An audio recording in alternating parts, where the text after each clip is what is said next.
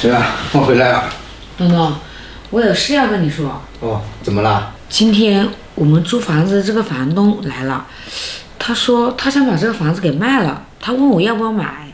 我就想着，反正我们俩结婚也要买婚房，不然我们就把这个房子买下来吧。重点是我听房东的意思是，他们家急需用钱，说不定这个房子还可以便宜点卖给我们呢。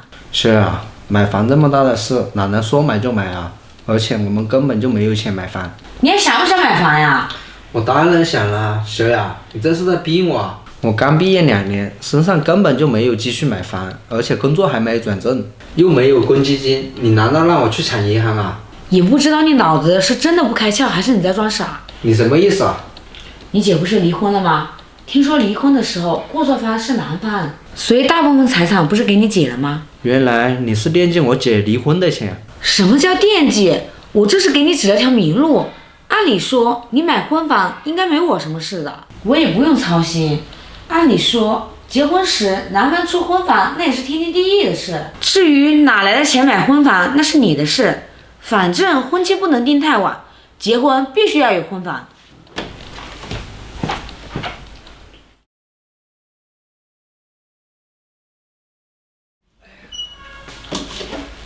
谁啊？我回来了。谁啊？谁啊？怎么又不在家？谁啊？你怎么好几天都不回家了？东东，我不想再跟你耗下去了，我已经不小了，我要结婚了。可是你给不了我什么。谁啊？你再给我一点时间。我不想再跟你说什么了，我现在见到你这个优柔寡断的性格，我就特别烦。谁啊？谁啊？姐，东东你来啦！东东，这么长时间你也不来看看我。我最近工作比较忙。哦，对了，姐，你怎么现在住这么小的房子啊？哦，我离婚以后就搬到这里来了，这是和别人合租的。东东，小雅今天怎么没来？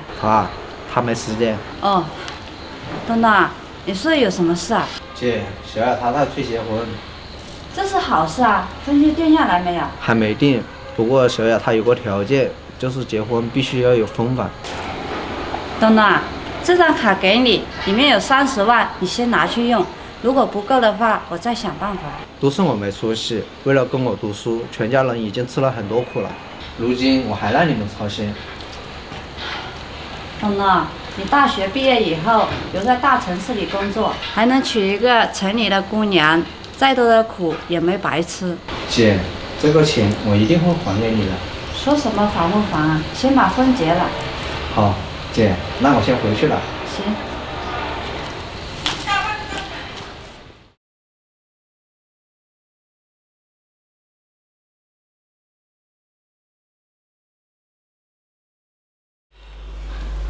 东东，你现在有没有钱啊？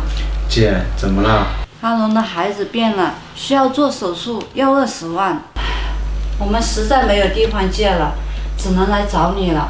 我知道你们刚结婚，手里也没什么钱，有多少是多少，不够我再想办法。姐，孩子现在在哪？什么时候的事啊？我怎么不知道？孩子在老家医院，前天我才知道，医生说要尽快手术。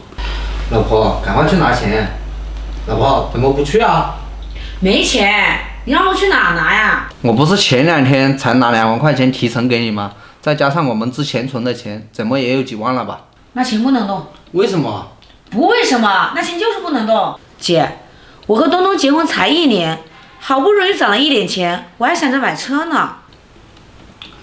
你怎么不讲道理啊？你买车重要还是孩子看病重要啊？就阿荣那个情况，他什么时候才能把钱还给我们？我们什么时候才能买车呀？我们买婚房的钱还是我姐给的。如果我姐也像你这样，我们怎么买婚房？